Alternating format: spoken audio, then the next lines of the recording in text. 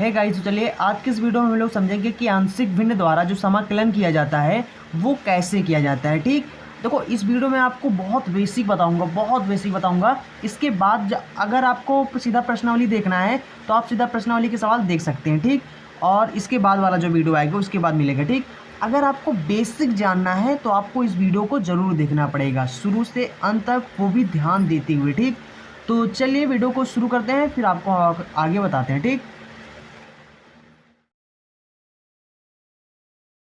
तो देखो यहाँ पर आज हम लोग पढ़ेंगे आंशिक भिन्नों द्वारा समाकलन। ठीक, तो देखो यहाँ पर सबसे पहले आपको बता दूँ कि यहाँ पर आपको आज हम एकदम बेसिक बताएंगे। ठीक, शुरू से अंत तक की कहानी बताएंगे। ठीक, अब देखो यहाँ पर जो आंशिक भिन्न द्वारा समाकलन है, इसमें एक दो सवाल भी हम आपको सॉल्व करके इसी वीडियो में बता देंगे कि कैसे सॉल्व किया जाता है। ठीक, और सब तरीके आपको बताएंगे। इसके बाद जो वीडियो होगा वो सीधा सा प्रश्नावली होगा, यानी प्रश्नावली 7.9 पढ़ेंगे, क्योंकि 7.8 तो पढ़ ही चुके हैं। ठीक, जैसा कि आपको पता होगा, है ना। अब इसके बाद हम लोग पढ़ेंगे प्रश्नावली 7.9 को। ठीक, और वहाँ पर आपको सभी डाउट, मतलब जो डाउट है वो थोड़ा बहुत जो रह जाएगा इस वीडियो के बाद, वो आपको उस वीडियो में मतलब सब क्लियर हो जाएगा। ठीक, और वहाँ पर एक चीज़ और बता दें कि वहाँ यानी सबसे पहला वाला प्रश्नावली 7.9 का जो सबसे पहला वीडियो आप देखेंगे ना, वहाँ पर आपको एक बहुत अच्छा, मतलब उस वीडियो में बहुत कुछ नया सीखने को मिलेगा। ठीक, वहाँ पर मैं आपको एक डाउट बताऊँगा। ठीक, एक डाउट बताऊँगा, और सबसे पहले तो आपको डाउट, वो पहले आपके अंदर डाउट भरेंगे,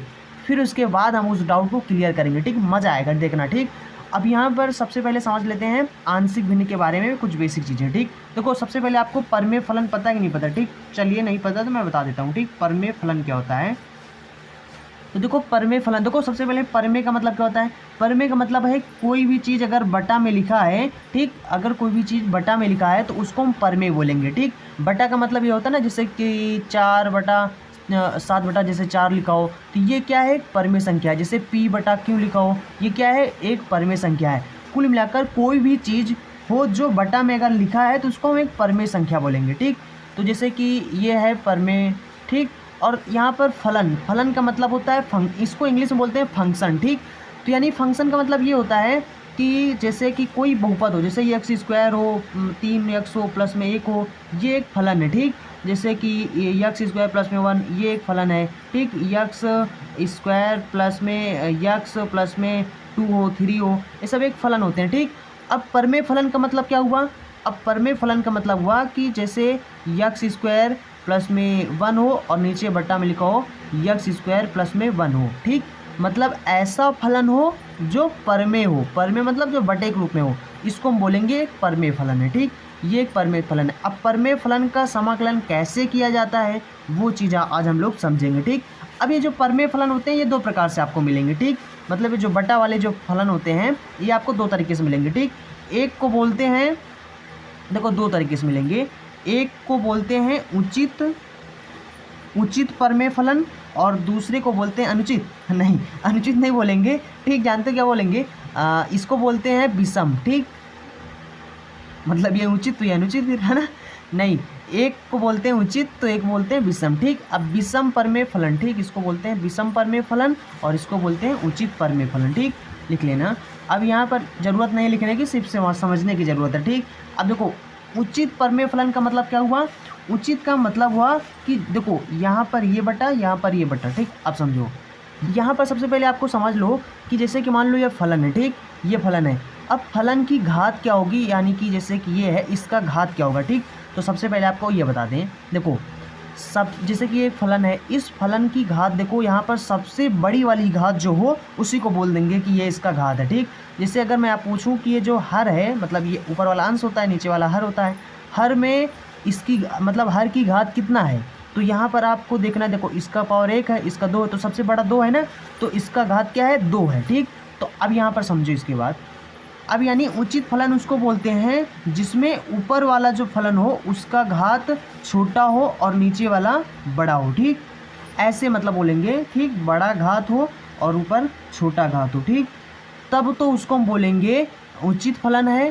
ठीक, उचित परमेय फलन है। और विषम परमेय फलन का मतलब होता है कि ऊपर बड़ा घात हो, अभी सब बताते हैं। ठीक, और नीचे छोटा घात हो। ठीक, तो छोटा घात हो। ठीक, अब यहाँ पर समझो सबसे पहले, जैसे कि मान लो एग्जाम्पल मैं आपको समझा रहा हूँ जैसे कि यक्स प्लस में 1 हो, बट्टे में नीचे लिखा हो यक्स स्क्वायर प्लस में यक्स प्लस में 1, ठीक। अब ये बताओ मुझे कि ये कौन सा फलन है, ये उचित परमेय फलन है कि विषम परमेय फलन है, ठीक। तो ये आपका क्या है, देखो ऊपर वाले घात कितना है 1 है, नीचे वाले घात कितना है 2 है, तो देखो नीचे वाला बड़ा घात है, ऊपर वाला छोटा घात है, इसका मतलब है क्या है, एक उचित फलन है, ठीक। अब यहाँ पर विषम फलन में जैसे कि ऊपर मान लो यक्स क्यूब हो प्लस में यक्स स्क्वायर हो प्लस में यक्स हो प्लस में 1 हो, और नीचे मान लो लिखा हो यक्स स्क्वायर प्लस में लिखा हो यक्स लिखा हो, ठीक, या फिर मान लो एक और लिखा हो, ठीक।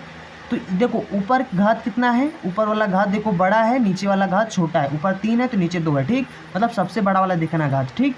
तो देखो ऊपर वाला घात बड़ा हो नीचे वाला छोटा हो तो उसको बोलेंगे हम विषम परमेय फलन, ठीक। अब देखो हम लोग क्या पढ़ रहे थे, समाकलन पढ़ रहे थे, ठीक। तो अब समाकलन की सीधा बात करते हैं, ये तो सिर्फ फलन के बारे में था, ठीक।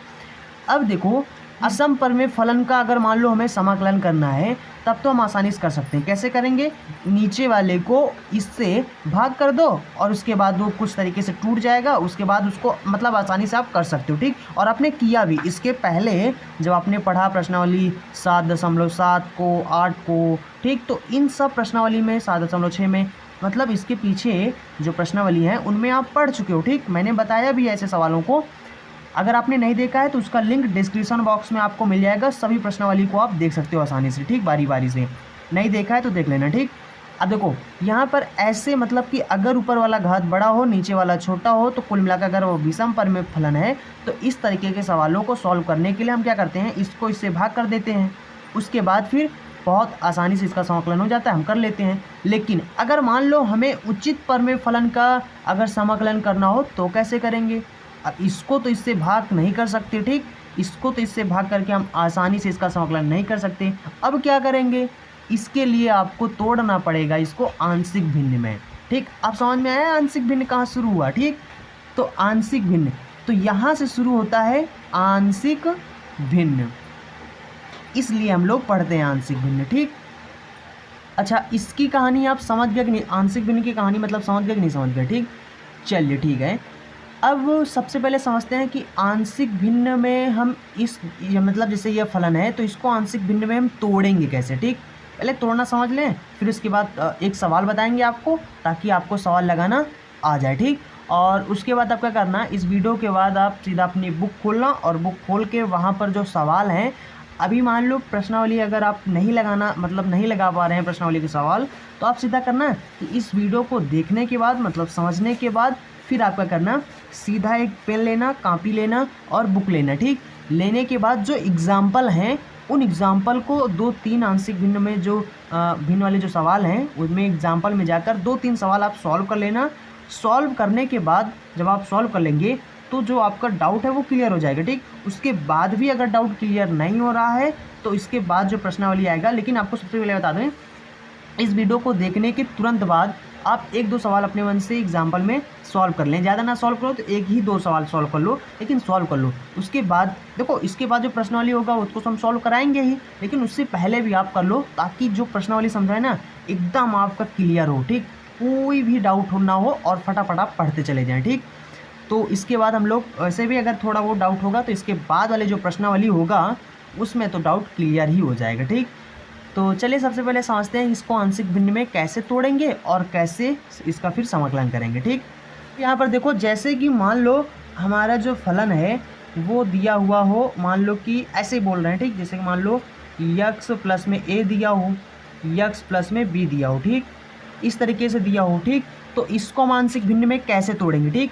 तो इसके लिए सबसे पहले आपको क्या करना है, मतलब कि अगर हमारा ये जो गुणनखंड है एक ये गुणनखंड है, ठीक, 2 गुणनखंड ऐसे अगर हमें दिए हों तो इनको हम कैसे तोड़ेंगे। सबसे पहले तो अगर ये रैखिक है, देखो रैखिक का मतलब होता है जिसकी घात 1 है, अगर तो यक्स की घात 1 है, जैसे यहाँ पर भी 1 है यहाँ पर भी 1 है, ठीक, अगर यक्स की घात 1 है नीचे जो दिया गया है गुणनखंड, अगर उसकी घात 1 है तो उसको हम लिखेंगे चुपचाप से यक्स लिखेंगे ए लिखेंगे बटे में यहाँ पर जो गुणनखंड है उसको लिख देना, ठीक, यक्स प्लस में ए लिख दिया, जैसे बीच में अपने मन से प्लस लगाना है, ठीक। उसके बाद इस वाले को लिखने के लिए ऊपर बी लिखो बटा तभी लिखना जब यक्स की पावर 1 हो, ठीक। तो यक्स प्लस में बी लिख दिया, ठीक, ऐसे बस टूट गया आंशिक भिन्न में, ठीक।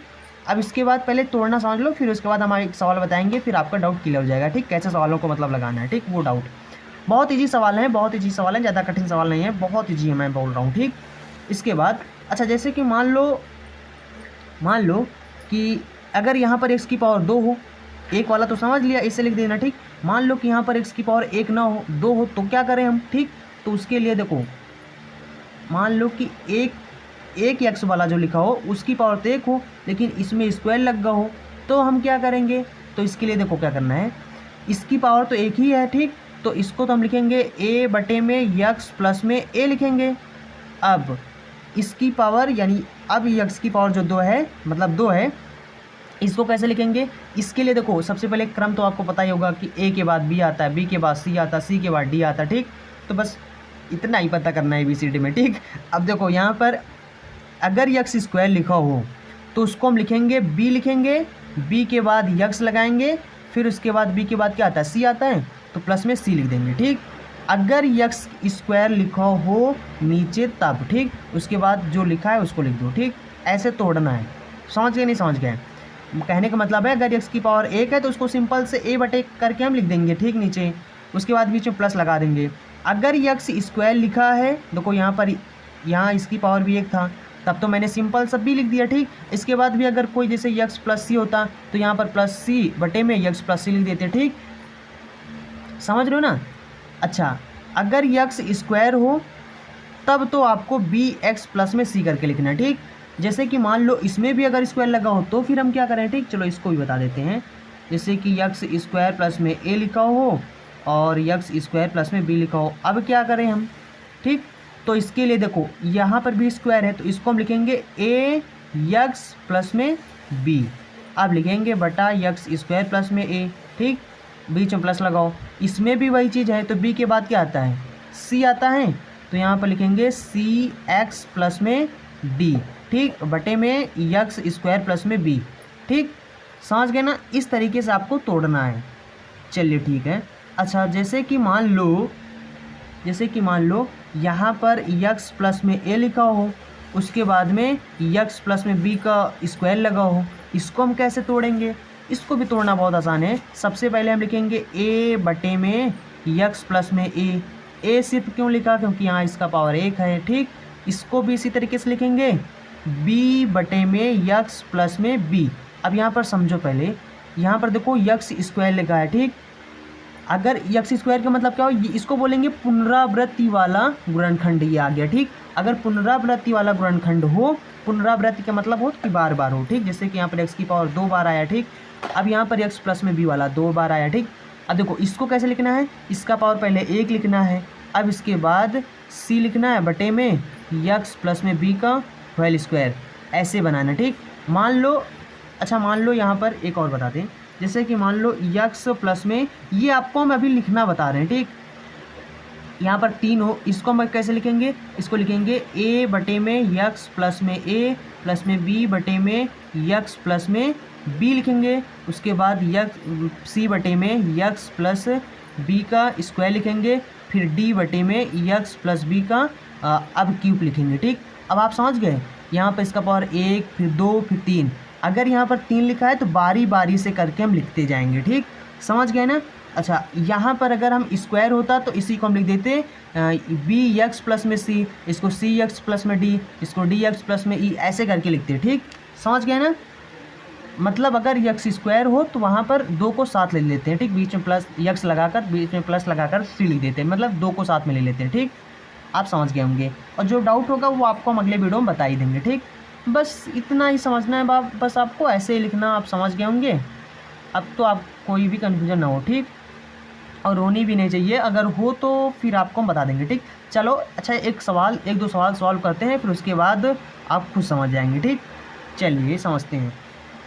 जैसे कि मान लो हमारे पास एक सवाल है, पहला सवाल है x माइनस a बटे में x माइनस 2, उसके बाद में x माइनस 3 लिखा है। ठीक, और मान लो कि हमें इसका समाकलन करना है, तो अब हम इसका समाकलन कैसे करेंगे। ठीक, तो इसका समाकलन सिंपल सा है, इसको आंशिक भिन्न में तोड़ देंगे।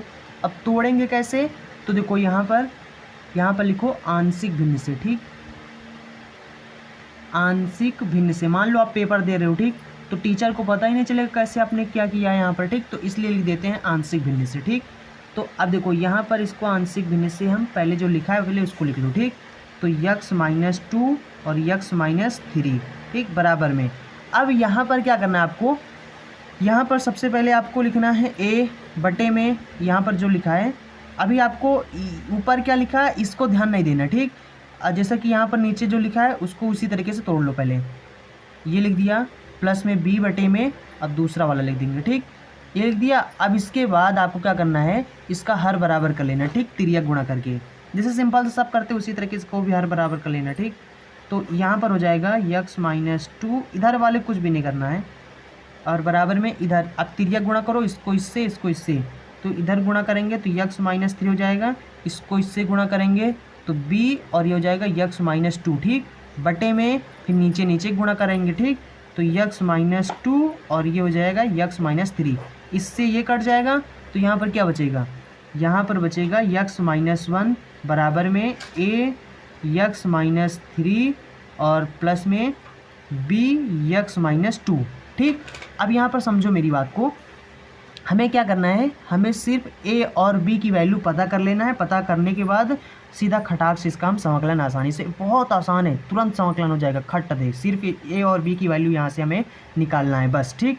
a और b की वैल्यू निकालने के लिए निकाल के हम यहाँ पर सीधा धर देंगे, ठीक, यहाँ पर इसके जगह धर देंगे, सीधा सा हमारा समाकलन हो जाएगा, ठीक।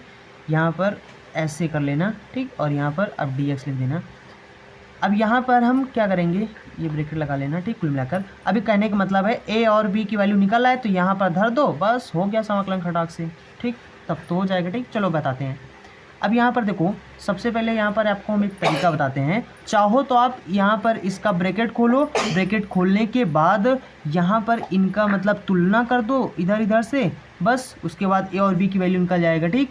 और चाहो तो दो तरीके हैं, ठीक, चाहो तो ऐसे कर लो, तुलना करके मतलब निकाल सकते हो a और b की वैल्यू, और चाहो तो यहाँ पर देखो x-2 है ना, तो x-2 बराबर अगर हम 0 करेंगे तो x बराबर कितना हो जाएगा, 2 हो जाएगा, और यहाँ पर x-3 है ना, तो x बराबर कितना आ जाएगा, 3 आ जाएगा, ठीक। तो यानी एक बार x की जगह 2 रखो, एक बार x की जगह 3 रखो, रख कर देखो सीधा से आंसर आ जाएगा, ठीक, a और b की वैल्यू तुरंत आ जाएगा, ठीक।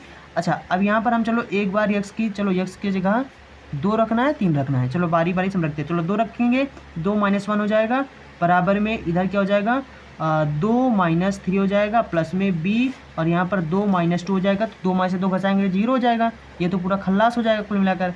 यहाँ पर देखो इधर घटाएंगे तो 1 बचेगा, और इधर अगर 2 में से 1 घटाएंगे तो माइनस का a आ जाएगा, ठीक। यानी a की जो वैल्यू आ गया, खटाक से देखो आ गया ना, a की वैल्यू 1 आ गया, ठीक। और उसके बाद अब x की जगह 3 रखेंगे, ठीक, 3 - 1 बराबर में a, और यहाँ पर देखो 3 में से 3 घटाएंगे 0 हो जाएगा, मतलब 3 - 3 कर दिया, प्लस में b, और ये यहाँ पर क्या था 3 - 2, ये तो पूरा हमारा खल्लास हो गया, ख़त्म हो गया, ठीक। और यहाँ से हम इसमें से घटाएंगे 2 बचेगा, और यहाँ से 3 में से 2 घटाएंगे तो सिर्फ b बचेगा, ठीक। यानी b की वैल्यू 2 आ गया, a की वैल्यू -1 आ गया, ठीक, आ गया ना खटाक से। चलो ठीक है, अब हम क्या करेंगे, यहाँ पर धर देंगे, बस हमारा सीधा समाकलन हो जाएगा, ठीक। अब हम क्या करेंगे, यहाँ पर हमारा सवाल क्या था, सबसे पहले x-1 x-2 और x-3, ठीक, और ये dx बराबर में a था। देखो a के यहाँ पर a लिखना था, ठीक, तो हम a के स्थान पर -1 लिखेंगे क्योंकि ये आया a के स्थान पर, ठीक, और x-2 था, बीच में प्लस था, उसके बाद b लिखा था, b के स्थान पर कितना आया 2 आया, तो यहाँ पर हम सबसे पहले समाकलन का चिन्ह लगा देंगे, और बटे में x-3 dx, ठीक, यहाँ पर भी dx लिख दो। अब यहाँ पर देखो हो गया, ठीक। अब इसका हम समाकलन कर दें, बस हमारा आंसर हो गया, ठीक है ना, कितना आसान। देखो -1 माइनस लिख दो, 1 बटा x-2, इसका समाकलन कितना हो जाएगा, ये हो जाएगा हमारा सीधा बन जाएगा log माइनस x-2 बन जाएगा, मतलब log, इसको लिख देंगे, और यहाँ पर 2 आगे प्लस में 2, ये कांस्टेंट हो जाएगा, 1 बटा x-3, इसका क्या हो जाएगा, log हो जाएगा इसका भी, तो x-3, ठीक, बस हो गया समाकलन खटाक से। अब ये प्लस में इसको आगे लिख दो, बस हो गया हमारा आंसर, यानी log x-3 माइनस में log x-2, ये हमारा सीधा सा आंसर हो गया, ठीक। देखा ना कितना आसान है। बस सिर्फ और सिर्फ हमें क्या था, इसको आंशिक भिन्न में तोड़ना था और ए और बी की वैल्यू निकालना था। यहाँ पर ये जो मैंने इसका हर बराबर बराबर किया, क्यों किया, ताकि हमें ए और बी की वैल्यू पता चल जाए। ठीक, तो हमें कुछ भी नहीं करना, आंशिक भिन्न में इसको तोड़ना है, तोड़ने के बाद ए और बी की वैल्यू निकाल कर धर देना है, फिर उसका खटाक समाकलन कर देना, बस आ गया आंसर। ठीक है ना कितना आसान। चलो ठीक है, इसके बाद अच्छा आप समझ गए होंगे। आप एग्जाम्पल कुछ सॉल्व करना और उसके बाद अगर सॉल्व हो जाए तो करना, और अगर ना हो तो भी टेंशन मत लेना। इसके बाद हम आज जो वीडियो लाएंगे प्रश्नावली 7.9 को, वहाँ पर आपका पूरा डाउट क्लियर कर देंगे। ठीक, तो अब ऐसा करते हैं, प्रश्नावली 7.9 में सीधा मिलते हैं। तो अगर आपने, सबसे पहले आपको बता दूं कि अगर आपने वीडियो को लाइक नहीं किया है, अगर आपको पसंद आया है तो वीडियो को लाइक कर दें, और अगर आपको कोई भी डाउट है तो नीचे कमेंट बॉक्स में ज़रूर बताएं। और जिन्होंने अभी तक चैनल को सब्सक्राइब नहीं किया तो चैनल को सब्सक्राइब कर लें, क्योंकि यहाँ पर डेली इसी तरह के एजुकेशनल वीडियो मिलते रहते हैं। So thanks for watching and see you again in next video.